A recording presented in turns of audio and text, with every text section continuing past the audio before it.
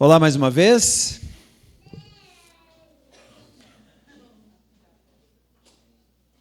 Hoje eu vou encerrar um dos assuntos que eu iniciei já há bastante tempo atrás. Como vocês sabem, nós estamos trabalhando, Fofo e eu, a respeito de alguns assuntos relacionados a corpo, a igreja, e o que a Bíblia fala sobre isso. Então, eu dei um estudo falando sobre as marcas, o cartão de visitas da igreja. Foi lá no Passadia, quando eu falei sobre o amor, lembram? Depois eu falei no dia da ceia sobre a importância da unidade. E hoje, então, eu vou encerrar o ciclo, que é, então, amor, a unidade e os dons. Qual é a função dos dons na comunidade? Por que é importante, e qual a importância dos dons para uma comunidade? Lembrando, então, e tendo sempre em mente a ideia do amor e da unidade. Mas o texto que eu vou usar, ele diz exatamente o que os dons fazem a respeito do amor e da unidade. Então, eu já vou te convidar a abrir a Bíblia na carta aos Efésios. Então, eu vou dar um pouquinho da história dessa carta. A carta aos Efésios, a princípio, ela era uma carta que deveria ser uma carta para igrejas no geral. Ela ficou conhecida como carta aos Efésios. Ela até ganhou uma introdução no início, no versículo 1. Obrigado, Felipe.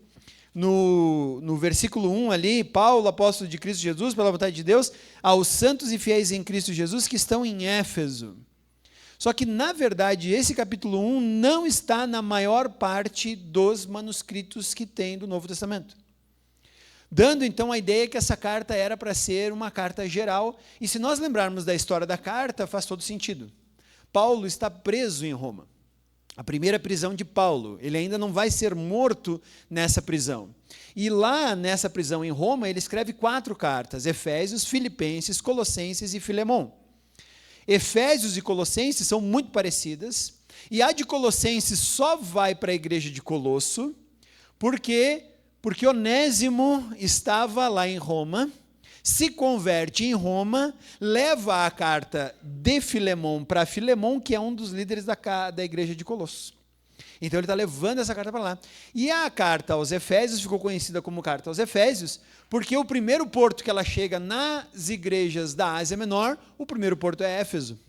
E aí ela começa a ser distribuída entre as outras igrejas. Então surge aquela ideia, vocês já receberam a carta que veio dos Efésios? Não. Que carta? E aí, então, começa a circular essa carta e ela ganha o nome, então, e a fama de carta aos Efésios. E Paulo ainda vai escrever uma carta, Filipenses, Colossenses e Efésios são iguais, ou muito parecidas, vamos dizer assim. 76 versículos das duas cartas são exatamente iguais. E a de Filipenses, Paulo vai escrever um agradecimento à igreja que lembrou dele quando estava preso e manda uma oferta em dinheiro para ele lá, e ele escreve então a carta aos Filipenses para agradecer o amor e a fidelidade dos filipenses quando ele está lá preso, esquecido, e aí então ele escreve essa carta. Então, essa carta aos Efésios, ela recebe então esse nome, mas ela parece ser uma carta para que todas as igrejas pudessem ler e entender o que Paulo está falando aqui. Paulo não escreveu em versículos e capítulos, A gente sabe disso, a Bíblia ela não foi escrita em versículos e capítulos. Esses versículos e capítulos, eles vêm depois, para fins didáticos, Mas quando dividiram a carta aos Efésios, dividiram ela em 6 capítulos.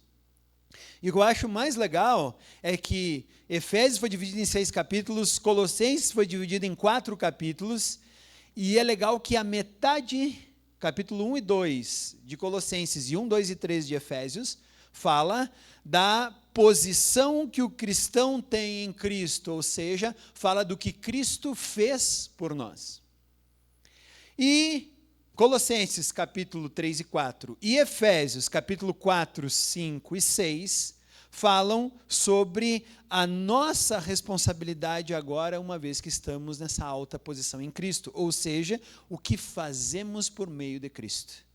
Então, se nós pegarmos a carta aos Efésios, você pode dividir no meio, capítulo 1, 2 e 3 é o que Cristo fez por nós, capítulo 4, 5 e 6 é o que você e eu fazemos por meio de Cristo.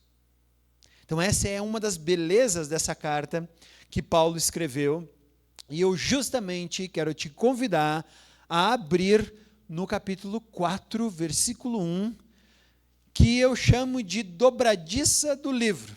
Lembra que eu falei para vocês? 1, 2 e 3 é a nossa posição em Cristo. Então, o capítulo 4 começa com o que fazemos uma vez que estamos em Cristo. Nós vamos ler os primeiros 16 versículos do capítulo 4 do livro de Efésios. Chegou lá? Abriu? Tranquilo? Então eu vou ler aqui, você acompanha. Depois nós vamos discutir um pouquinho sobre o que está sendo dito aí. Como prisioneiro no Senhor, rogo-lhes que vivam de maneira digna da vocação que receberam. Sejam completamente humildes e dóceis, e sejam pacientes, suportando uns aos outros com amor. Façam todo esforço para conservar a unidade do Espírito pelo vínculo da paz. Há um só corpo, um só Espírito, assim como a esperança para a qual vocês foram chamados é uma só. Há um só Senhor, uma só fé, um só batismo, um só Deus e Pai de todos, que é sobre todos, por meio de todos e em todos. E a cada um de nós foi concedida a graça, conforme a medida repartida por Cristo. Por isso é que foi dito, quando ele subiu em triunfo às alturas, levou cativos muitos prisioneiros e deu dons aos homens. Que significa ele subiu, senão que também havia descido às profundezas da terra? Aquele que desceu é o mesmo que subiu acima de todos os céus, a fim de encher todas as coisas. E ele designou alguns para apóstolos, outros para profetas, outros para evangelistas e outros para pastores e mestres, com o fim de preparar os santos para a obra do ministério, para que o corpo de Cristo seja edificado, até que todos alcancemos a unidade da fé e do conhecimento do Filho de Deus e cheguemos à maturidade, atingindo a medida da plenitude de Cristo. O propósito é que não sejamos mais como crianças, levados de um lado para outro pelas ondas, nem jogados para cá e para lá por todo o vento de doutrina e pela astúcia e esperteza de homens que induzem o erro. Antes, seguindo a verdade em amor, cresçamos em tudo naquele que é a cabeça, Cristo. Dele, todo o corpo, ajustado e unido pelo auxílio de todas as juntas, cresce e edifica-se a si mesmo em amor, na medida em que cada parte realiza a sua função. É aqui que eu digo agora, então, porque Paulo agora vai, ou melhor, esse texto de Paulo vai fechar a tríade que eu usei para nos exemplificar o que é uma igreja. O amor, a unidade e os dons sendo exercidos. E isso é uma igreja. Então, o que Paulo vai falar aqui no início já? Ele vai falar, já que vocês têm tudo aquilo, lembra que eu falei, capítulo 1, 2 e 3, já que vocês são tudo aquilo em Cristo, o que eu peço para vocês, o que eu rogo para que vocês façam, é que vocês vivam de modo digno a essa vocação que vocês foram chamados. Por isso eu chamo esse versículo de dobradiça do livro. Paulo agora está clamando as pessoas a viverem de modo digno, e o que Paulo está usando aqui é uma ilustração a respeito da balança. Paulo está dizendo assim, agora equilibrem a vida de vocês com a alta posição que vocês têm em Cristo. Por isso o cristão agora, ele vive princípios altíssimos. Por quê? Porque nós fomos eleitos para sermos a imagem de Cristo. Ele já vai falar um pouquinho lá na frente. O que é ser maduro? Ser maduro não é saber a Bíblia de cor. Ser maduro não é saber um monte de música de cor. Ser maduro não é fazer o seu devocional todos os dias, embora a maturidade está envolvida tudo isso. Ser maduro é equilibrar a tua balança, a alta posição que você agora tem em Cristo. Gênesis diz que Adão, foi tirado do pó da terra para ser conforme a sua imagem. Logo depois da queda, Gênesis capítulo 3, versículo 19, Deus diz para Adão que, já que ele não entendeu essa alta posição, ele agora voltaria ao pó da terra, porque do pó foi tirado e ao pó retornaria. Então, olha a sequência. Adão foi tirado do pó para ser a imagem de Deus. Ele perdeu o privilégio quando peca, né? E volta ao pó da terra, até que Cristo vem e nos resgata dessa condição miserável de pó da terra e nos estabelece de novo a possibilidade de sermos novamente a imagem de Deus. É isso que Paulo agora está dizendo em todos os capítulos 1, 2 e 3 da carta aos Efésios. Cristo os resgatou, Cristo deu vida nova, Cristo vivificou vocês que estavam mortos. E agora meu pedido para vocês é: vivam de modo digno essa vocação que vocês receberam. O objetivo de viver em modo digno é manter uma unidade que Cristo já comprou. Você e eu não fazemos a unidade. Nós apenas nos esforçamos para manter a unidade que Cristo já comprou. Cristo é o que nos une, Cristo é que nos dá a unidade. Imagina uma família, né? O pai e mãe, quando têm filhos, o fato de pai e mãe terem esses filhos, eles já dão a unidade a esses filhos. Os filhos podem ou não gostar da unidade. Os filhos podem quebrar essa unidade. Mas o fato de serem filhos já os torna um só. Mesmo que eles briguem, mesmo que um viaje lá para a China e o outro more aqui no Brasil. Essa unidade já é conquistada. Então você e eu não temos que conquistar unidade nenhuma. Nós temos que apenas manter o esforço, ou melhor, fazer o esforço para mantermos essa unidade. E o que eu acho legal é que unidade não é uniformidade. Às vezes se tem a equivocada ideia de que ser um só é ser igual. E eu vou dizer para você que o primeiro exemplo de que uma unidade não é uniformidade é o casamento. Eu e minha esposa somos completamente diferentes. Mas nós temos uma unidade.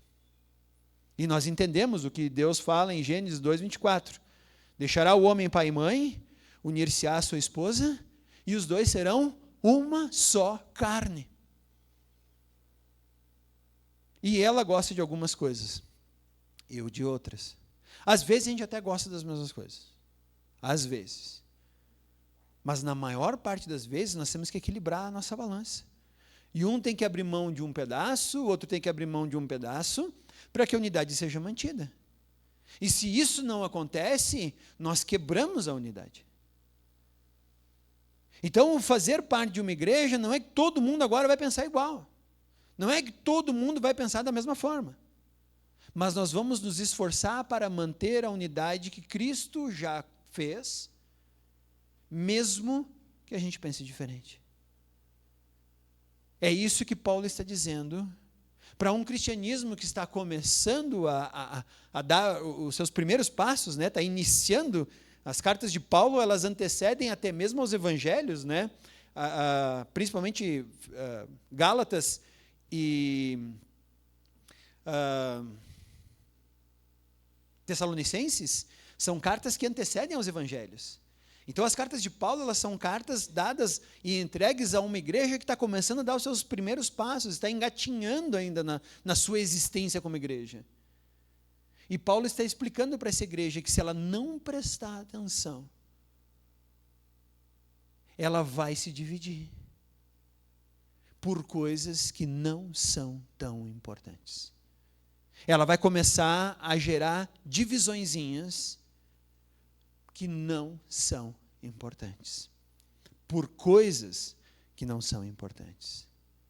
Então, esse é o clamor de Paulo: vivam de forma digna a vocação que receberam. Qual a vocação que nós recebemos? Façam todo o esforço para conservar a unidade. Essa é a vocação que nós recebemos. Não foi o que Cristo falou? Quando vocês amarem uns aos outros, o mundo saberá que vocês são meus discípulos. Se chega alguém estranho aqui, que não conhece a Jesus, e nós estamos brigando, todos divididos, cada um no seu partido. Lembra que eu falei lá de Coríntios, o que Paulo estava falando? Uns eram de Paulo, uns eram de Apolo. Paulo chega e diz: gente, se alguém chega e vê vocês divididos nesses partidos aí, vai achar que vocês são tudo menos cristãos. Porque o objetivo de vocês é manter a unidade nessa diversidade que vocês foram criados. Porque Deus tem um objetivo com essa diversidade. E nós já vamos ver isso. Então agora, olhando de forma mais específica para isso que nós estamos vendo, eu separei algumas partes desses 16 versículos para nós estudarmos. Primeiro, as características pela qual você e eu podemos manter a unidade. Versículo 1, 2 e 3. Eis aí você vai encontrar todas as características necessárias para que se mantenha a unidade. Sejam completamente humildes e dóceis, sejam pacientes, suportando uns aos outros em amor. Façam todo esforço para conservar a unidade do Espírito pelo vínculo da paz. O que são, então, essas características necessárias para manter essa unidade? O primeiro delas é a humildade. E eu fiquei pensando, cara, o que é ser humilde? Como é que eu posso explicar para essas pessoas o que é ser humilde? Porque é uma palavra que está em voga hoje. Você olha para o mundo, nossa, temos que ser humildes. Temos que ser humildes. Mas tudo que não somos é humildade. Tudo que não somos é humildes. Basta olhar nossas redes sociais. A gente está sempre mostrando uma conquista, algo que fizemos, uma coisa que a gente alcançou. A gente está se autoexaltando ali. Então, não é por aí. Aí eu fico pensando, então, o que é? Qual é o melhor exemplo que eu posso dar de humildade para nós hoje aqui? E eu tive uma ideia. Ser humilde é colocar Cristo em primeiro lugar em todas as circunstâncias da tua vida. Ele tem que receber glória em cada passo que você dá. Ele tem que ser exaltado, glorificado e evidenciado com cada circunstância. E isso é ser humilde, mas não é só isso. Cristo em primeiro lugar e o próximo vem em segundo. E isso é ser humilde. E eu sou o terceiro.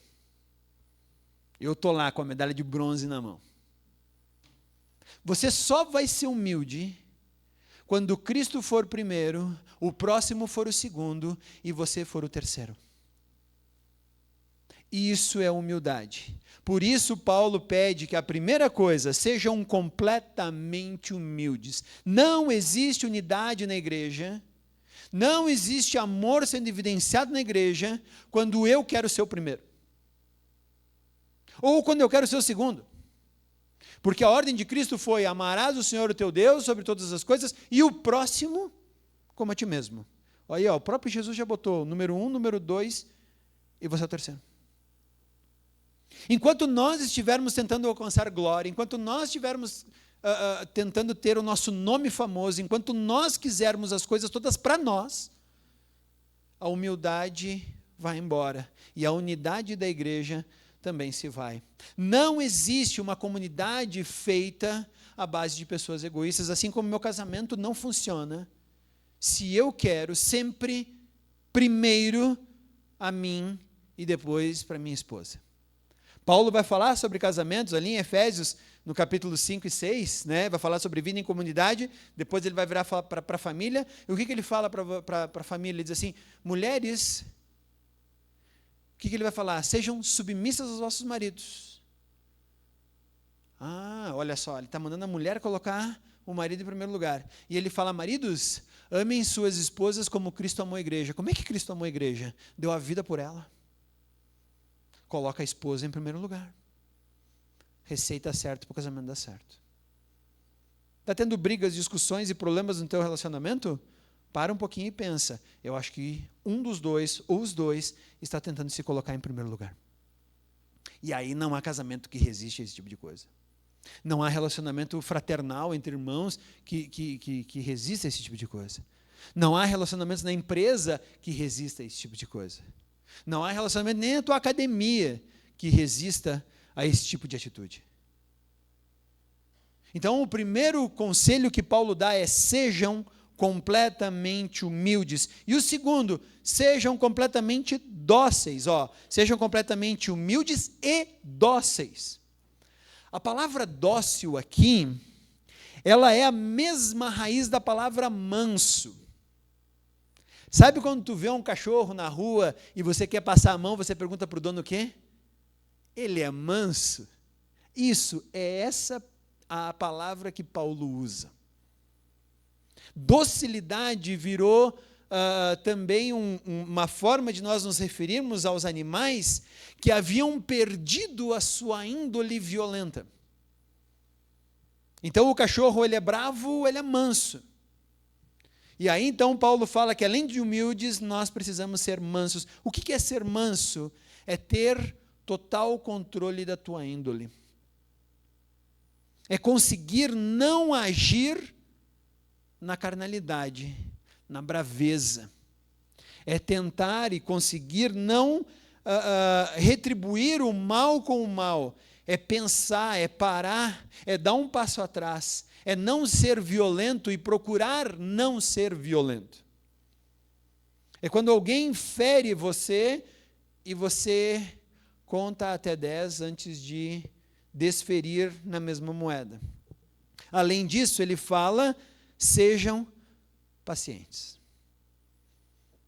Sejam pacientes. O que é uma pessoa paciente? É aquela pessoa que está no controle dos seus sentimentos, no controle da sua personalidade. Sabe aquela pessoa que diz assim: não, eu sou assim mesmo, eu acho assim mesmo, eu respondo na hora. Essa pessoa não é paciente, não é mansa. Portanto, Cristo ainda não é Senhor da vida dessa pessoa. Se você não é capaz de se controlar, de pensar, de respirar profundamente e não retribuir de qualquer jeito ao que é feito a você, você não é manso. Se durante um momento de esporte tu está assistindo o teu time e tu não consegue se controlar, e você tem que xingar a televisão, você tem que xingar o técnico, tem que xingar todo mundo, então você não está preparado, você não é manso e você não é paciente. Se você não consegue jogar alguma coisa com alguém sem ficar irritado, bravo e perder a paciência, você não está preparado a isso. Por isso eu achava legal, o pessoal usava lá no seminário A Palavra da Vida, nós tínhamos o palavrão, lembra? O que era o palavrão? É o campo de futebol, onde o nosso professor de ética pessoal dizia que lá era o laboratório.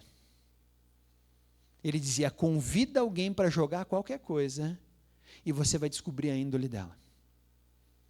Pode ser dama, dominó, futebol, karaokê, joquempô, para o ímpar. Convida alguém para jogar. E aí você vai descobrir a índole dela. É mais ou menos assim. Sejam humildes, sejam mansos, pacientes e suportem uns aos outros.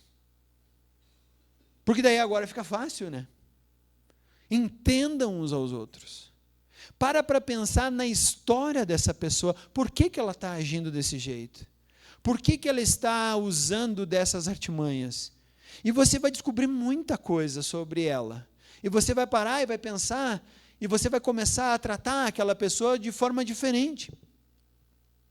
Porque você vai começar a conhecer, se aquela pessoa ela te estressa com o jeito dela, se você não consegue lidar com ela porque você acha que ou ela é muito brava, ou ela é muito retirada, ou ela é muito tímida, ou ela é muito expansiva, pede para ela contar a história dela. E você vai conseguir descobrir muita coisa, você vai entender várias coisas a respeito disso. E você vai passar a entender, e aí você vira alguém que suporta aquela pessoa de aturar, mas ao mesmo tempo de escorar ela. E dizer: estou aqui para te amparar. estou aqui para estar contigo. Então isso é importante. Sem essas características, não tem como manter a unidade numa igreja. Agora eu quero que você reflita sobre como você tem sido nessas áreas. Na humildade, na docilidade, na paciência e no suportar uns aos outros. Como é que tem sido a tua atitude na tua família e principalmente na tua igreja? Como é que tem sido isso? Porque se nós não estamos colocando isso em prática, nossa comunidade jamais vai ser uma só, unida. Mas vamos lá, vamos continuar, o texto vai para frente. E agora nós temos então os fundamentos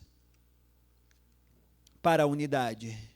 Porque não adianta nós termos as características se não soubermos o motivo da unidade. E aí então Paulo agora vai nos dar os fundamentos.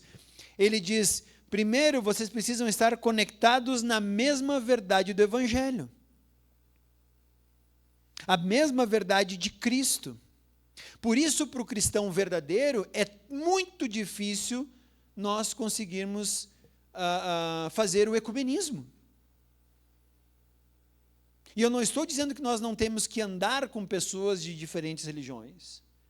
O que eu estou dizendo é tomar cuidado em associar-se espiritualmente com pessoas de outras religiões. Isso é impossível a um cristão. Por quê? Porque nós temos que estar conectados na mesma verdade do Evangelho. E essa mesma verdade do Evangelho, ela não é pregada por todas as vertentes religiosas. Então, Paulo diz que nós devemos estar conectados à verdade do Evangelho, que é de sermos arrependidos e perdoados por meio de Cristo. Aí a gente começa a conversar. Se não tem essa verdade, bom, aí não tem como nós andarmos na mesma conjuntura. Arrependidos e perdoados. Por quê? Porque ele fala que um só é o Espírito Santo que habita naqueles que se dizem cristãos. Há um só Espírito. Mais do que isso, ele fala, há uma só esperança. Qual é a esperança da tua vida? Eu espero que a esperança da tua vida seja esperar Cristo retornar glorioso do céu. Porque se a nossa esperança é enriquecer, se a nossa esperança é envelhecer bem, se a nossa esperança é ter uma aposentadoria tranquila, nós temos que rever algumas coisas. Porque a esperança do cristão é uma só, esperar Cristo voltar. Se nós vamos fazer isso com uma aposentadoria tranquila, ricos e tudo mais, aí é circunstâncias que Cristo vai nos permitir. Mas uma só é a nossa esperança. Ver Cristo retornar e dizer, ufa, ainda bem que ele veio. Era isso que eu estava esperando. Todos os dias, essa tem que ser a nossa esperança. Além disso, ele fala, há um só Senhor. Há um só Senhor. E aí nós entendemos que Cristo, além de nosso Salvador, ele tem que ser Senhor da nossa vida. Ele tem que governar todas as coisas. Ele tem que estar presente em todas as circunstâncias. Uma vez, lendo um livro de um teólogo chamado Stanley Jones, ele disse que o maior empecilho para o cristianismo progredir é o subcristianismo. Não é nem o satanismo. Talvez você pense, não, o satanismo é o maior inimigo do cristão. Ele diz, não. São os cristãos que se dizem cristãos, mas na verdade não são. São enchedores de igreja, são até gente que pede oração, é até gente que vai de vez em quando fazer alguma outra coisa, mas Cristo não é Senhor da vida deles. Esse é o maior empecilho. Por quê? Porque quando você pega alguém lá de fora e traz para dentro da igreja, e ele percebe que nós somos subcristãos e não cristãos, quando ele percebe que Cristo, na verdade, é um escoro e um amparo que nós queremos para conseguir o que nós gostaríamos de ter, essa pessoa pega e vai embora. É o que Jesus vai falar em Mateus capítulo 23. Ai de vocês, fariseus e mestres da lei hipócritas, porque vocês separam o dízimo do tempero, mas vocês deixam passar a maior parte. Vocês coam o mosquito e engolem o camelo. Ai de vocês, fariseus e mestres da lei hipócritas, porque vocês demoram um tempão para fazer um convertido, e quando fazem, o transformam ele 10 vezes mais merecedor do inferno do que vocês são. Leiam lá Mateus 23. A palavra mais dura que Jesus já deu e foi dada a religiosos. O maior inimigo do cristianismo verdadeiro é o subcristianismo. Aquelas pessoas que vêm para a igreja, levantam a mão na hora do louvor, mas no fundo, Cristo não é Senhor do seu coração. Há um só Senhor. Mais do que isso, há um só batismo. Há um só batismo. E ele não está falando aqui da água, ele não está falando se é por aspersão, ele não está falando se é por imersão. O que ele está dizendo é que há um só batismo no Espírito Santo.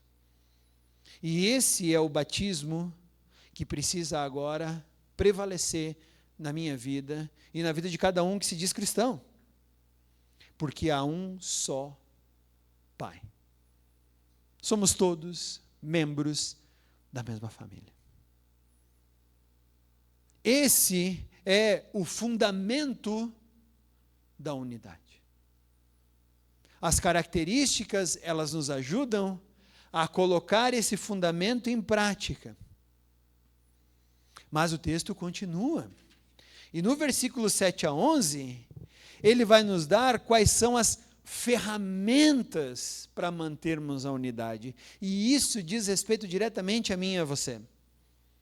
Porque as ferramentas é aquilo que vai nos ajudar a edificar toda a coisa. Ele vai sair do que nós temos em comum. Ele acabou de dizer o que nós temos em comum. O que nós temos em comum? Nós temos um só Espírito, uma só esperança, um só Senhor, um só batismo e um só Pai. Para falar agora aquilo que você e eu temos de diferente. Por isso, unidade não é uniformidade. Ele vai falar agora o que nós temos de diferente. E o que nós temos de diferente? Os dons que recebemos. Não são todos iguais. E não podem ser todos iguais.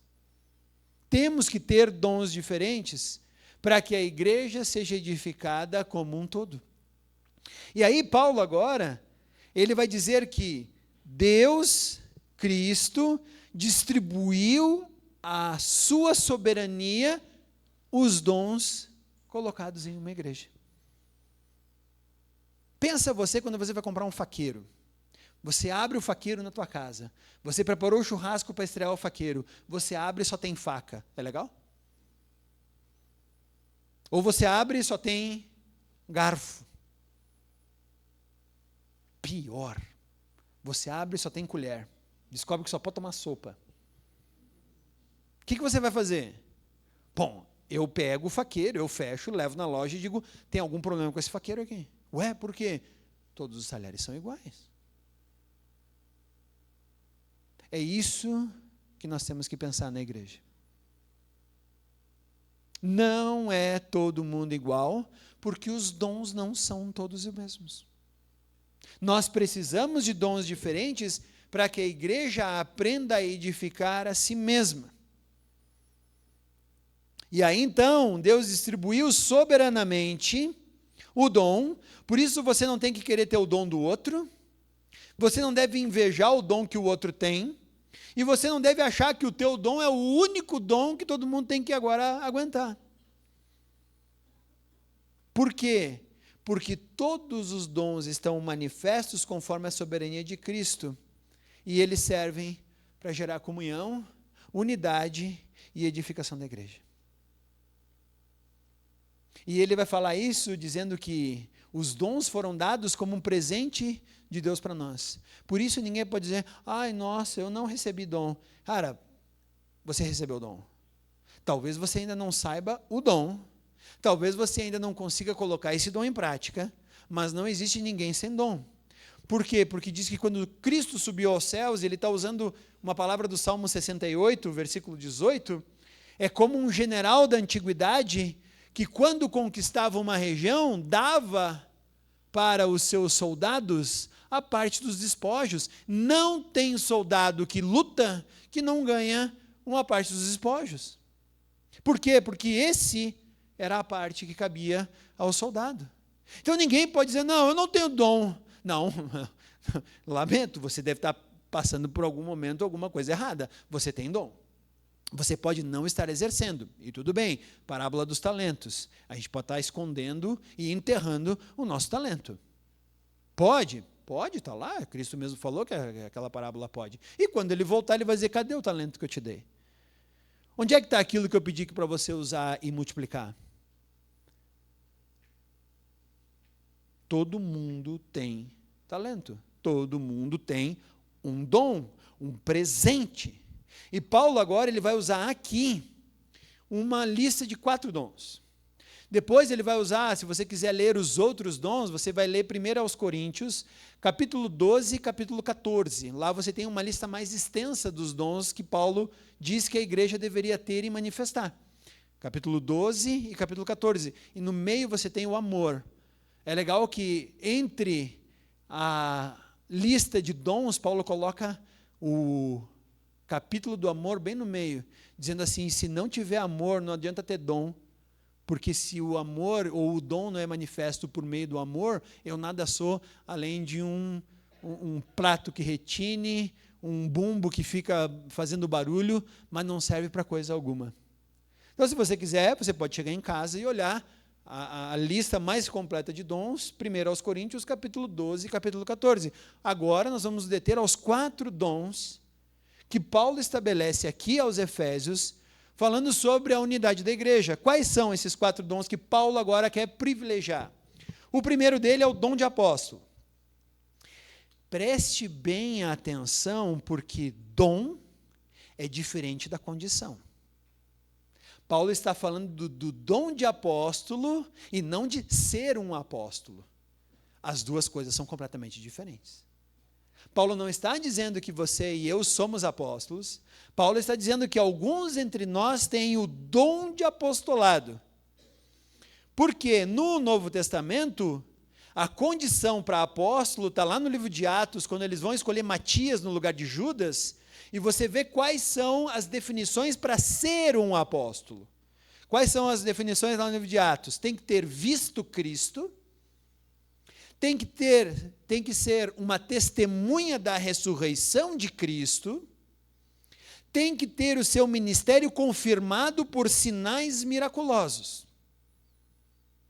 Essas são as 3 definições de dons que os apóstolos vão ter para nomear o substituto de Judas.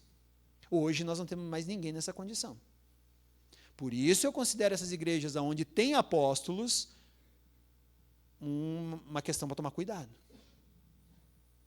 Tem que tomar cuidado. A Bíblia não diz que nós temos ainda apóstolos. Nós temos dom de apostolado. Já vamos estudar isso. E os apóstolos, então, qual era o motivo deles? Aqueles que eram apóstolos, revelar a doutrina. Atos 2:42 diz que toda a igreja estava reunida e edificada na doutrina dos apóstolos. Mas o cânon está fechado. Não há mais nada que doutrinariamente precise ser revelado. Já temos toda a condição de Gênesis a Apocalipse como palavra revelada de Deus. Então fica a pergunta, o que é o dom de apóstolo? João 20:21, que Jesus disse, agora assim como meu Pai me enviou, eu também os envio. Ou Atos 1:8, onde fala, vocês agora são minhas testemunhas em Jerusalém, Judeia, Samaria, até os confins da terra. O dom de apostolado é o dom de manter a doutrina e revelá-la àqueles que ainda não a conhecem. Esse é o dom de apostolado e não o ser apóstolo. Quando Paulo morre, ou João, os últimos apóstolos morreram. Mas o dom de apostolado permanece vivo. E ele serve para a edificação da igreja. Por isso Paulo fala então que uns de vocês são apóstolos. Outros são profetas, e aqui também temos que tomar cuidado. Porque uma coisa é ser profeta e uma coisa é ter dom de profecia. As duas coisas também são diferentes, como o ser apóstolo e ter dom de apostolado. O que Paulo está dizendo é que no Antigo Testamento as pessoas proclamavam a palavra de Deus quando a doutrina ainda estava sendo revelada. E se você olhar Lucas capítulo 16, versículo 16, Jesus fala que o último apóstolo é João Batista. Opa, desculpa. O último profeta é João Batista. Lucas 16, 16, pode abrir a tua Bíblia, pode olhar lá. Ele diz, os profetas profetizaram até João. Depois de João é o Messias. Então a função de profeta, ela termina com João Batista. Não existe mais pessoa profeta, mas existe pessoa com dom de profecia. Essa é a diferença. E o que é ter o dom de profecia? É confirmar a palavra de Deus. A palavra profeta significa boca de Deus. É aquela pessoa que vai confirmar a doutrina e revelar a palavra de uma forma clara para aqueles que ouvem. Esse é o dom de profecia. É por isso que eu digo que todo domingo, em toda a igreja cristã séria, tem que haver profecia. Porque tem que haver revelação da palavra. Tem que haver alguém que vai ler aquela palavra e vai falar aquela palavra, vai esmiuçar aquela palavra e vai nos trazer edificação por meio dessa palavra. E isso é profecia. Então eu creio que o que está acontecendo aqui nesse momento, eu estou sendo usado nesse momento como um dom de profecia. E eu não sou um profeta, porque profeta foi até João. Lucas 16, 16, o próprio Cristo disse, é até aqui profeta, daqui para diante é o dom de profecia que Paulo está nos dizendo aqui. Então Paulo diz que os dons são de apostolado, de ser enviados e falar, o dom de profecia, de confirmar a palavra, mas também fala do outro dom que é evangelista. É aquela pessoa que de alguma forma, ela vai ter uma oportunidade, uma facilidade, um anseio, uma dor maior por aqueles que ainda não conhecem Cristo. E vai buscá-las. E vai levar a palavra corajosamente até elas. E vai falar para elas. Isso não exime quem não tem dom de profecia de não evangelizar. Mas isso quer dizer que alguém vai mais diretamente fazer isso. Ele tem o coração dele queima de forma diferente e ele não consegue imaginar, ele não consegue dormir, porque o vizinho do lado da casa dele ainda não conhece Jesus e ele tem que levar essa palavra para lá. E ele vai, e ele insiste, e ele quer ser movido por aquilo.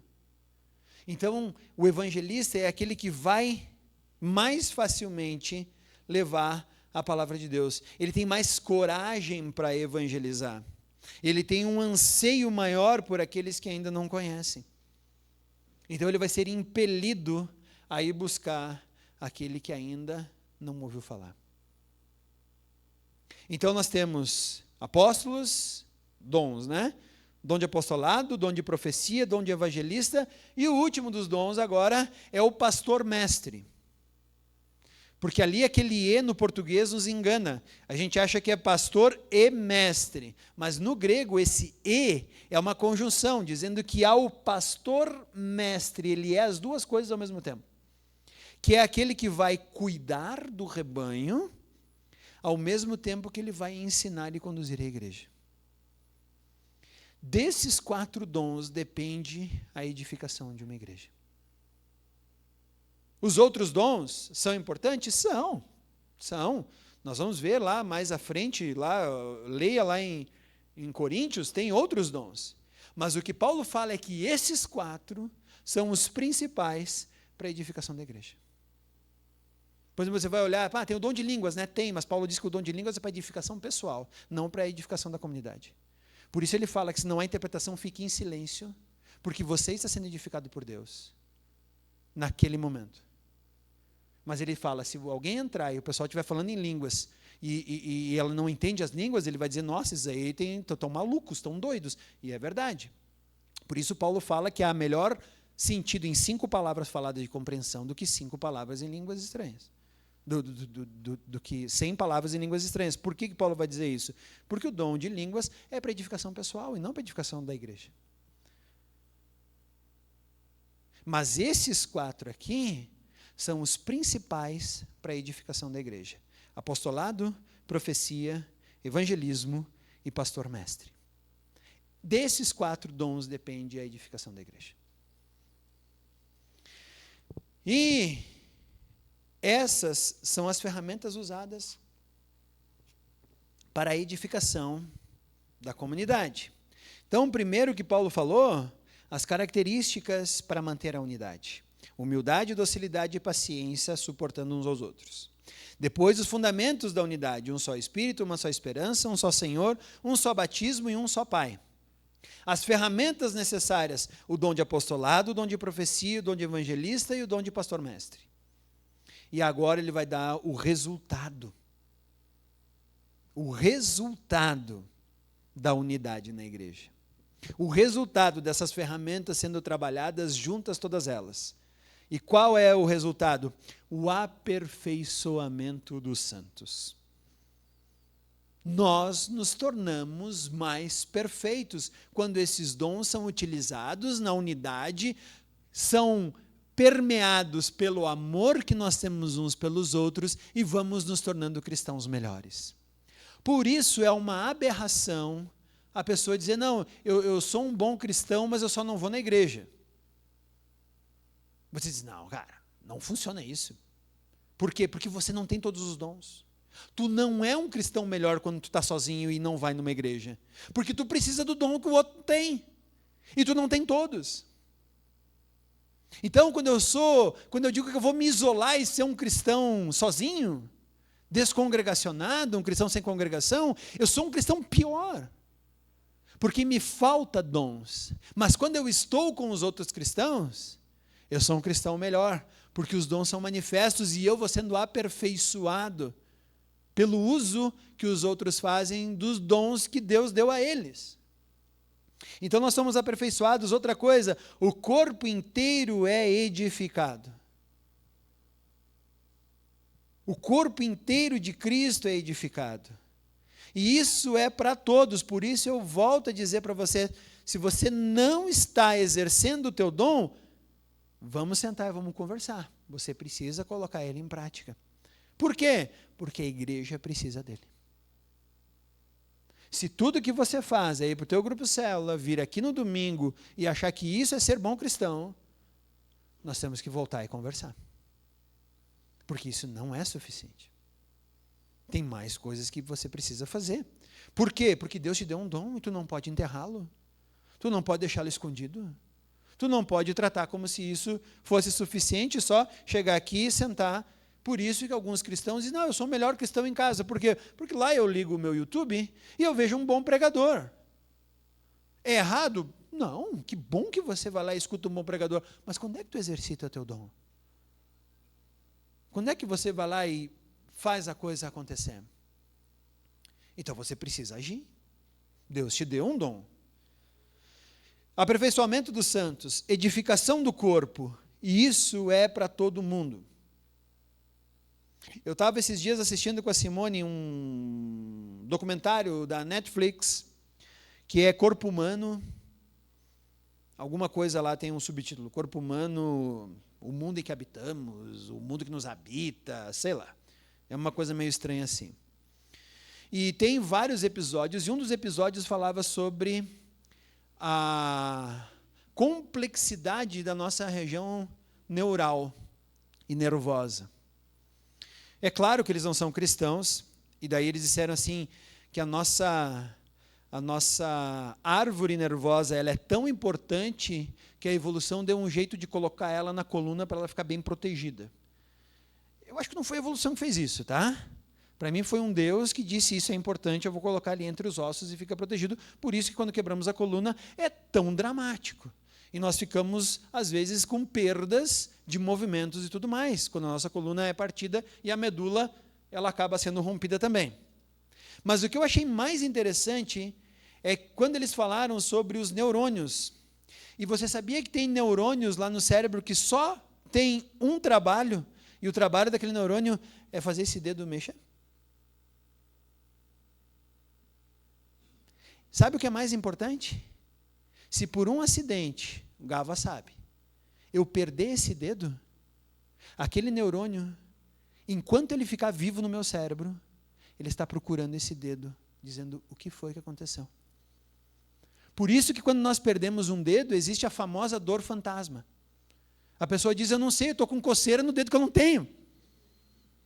Por que ela está com coceira no dedo que não tem? Porque o neurônio está procurando, dizendo, gente, cadê? O que aconteceu? Com a igreja funciona a mesma coisa. Por isso eu acho uma irresponsabilidade completa de pessoas quando entram na igreja, fazem parte do corpo e, sem qualquer tipo de medo e receio, se afastam e dizem, não, eu estou melhor assim agora. Porque alguém ali vai continuar te procurando. Para alguém dentro daquele corpo, você vai continuar fazendo falta. Aqui, beleza?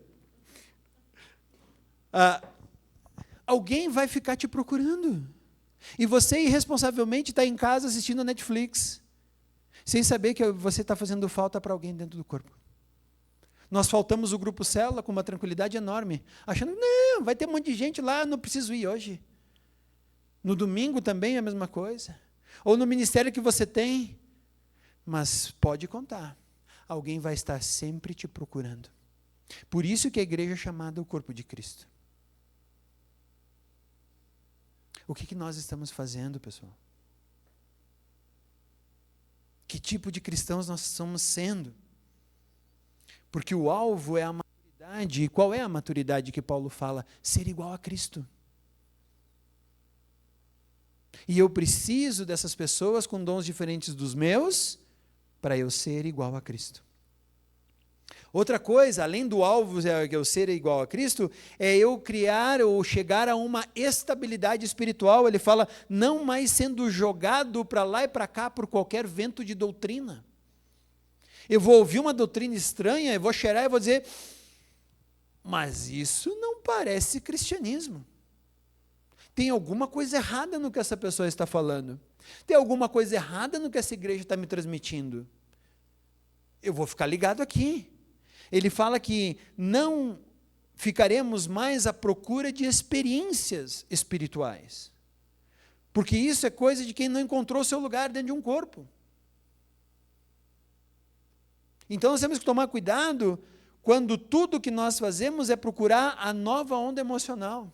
E uma vez eu vi uma pessoa dizer que a nova onda emocional, é a igreja lá agora, depois é a igreja acolá, agora é aquela outra igreja, agora é aquele outro pregador, agora é aquele outro ministério. Ele diz, sabe o que é isso aí? Isso aí é como mascar chiclete. No início é gostoso, saboroso. Tu diz, uau, que legal, mas daqui a pouco perdeu o gosto. Virou um negócio duro que você quer mais é cuspir da boca e pegar o próximo do pacote. Cristão maduro não é mais um mascador de chiclete, porque ele entende o seu lugar dentro do corpo. Ele não está mais à procura de experiência, ele não está mais vulnerável às novidades da fé que o mundo está aí pronto para te apresentar. Por quê? Porque ele tem convicção de quem ele é em Cristo, e de quem ele é dentro do corpo de Cristo, e de qual é, dentre os corpos de Cristo da cidade, o seu corpo no qual ele foi eleito parte. Depois Paulo diz que nós temos que seguir a verdade em amor. Aí volta aqui agora aquela ideia, ame o Senhor, o seu Deus, e o próximo como a ti mesmo. E sigam essa verdade agora, baseado no amor e na convicção que vocês têm. E como é que isso acontece? Com o último versículo, dele todo o corpo, ajustado pelo auxílio de todas as juntas, cresce, edifica-se a si mesmo em amor, na medida que cada parte realiza a sua função. Esse é o objetivo dos dons na igreja. E com isso, então, eu encerro a tríade, o amor, a unidade e os dons da igreja. Vamos orar? Senhor Deus, nós agradecemos a Ti pela Tua palavra, que é viva, santa, eficaz, para que todos nós pudéssemos entender e compreender que nós somos o corpo de Cristo. E o quão importante é vivermos a unidade do corpo de Cristo, permeado pelo amor que Tu derramou uns para com os outros. e com o uso dos dons que tu tão sabiamente nos entregou, e nos diz agora: vão e multipliquem esse dom. Vão e usem esse dom para a edificação uns dos outros, para que a edificação seja plena para com todos. Senhor, que tu nos ajude, como Aliança Bíblica do Bairro Décimo, a sermos uma igreja que se edifica, uma igreja que cresce, uma igreja que está preocupada com a edificação dos outros, uma igreja que está preocupada em manifestar os dons, não porque nós queremos ser famosos, mas porque tu em nós há de ser glorificado e honrado. E com isso, viveremos de forma digna a vocação a que fomos chamados. A isso tudo entregamos em tuas mãos, Senhor. Amém.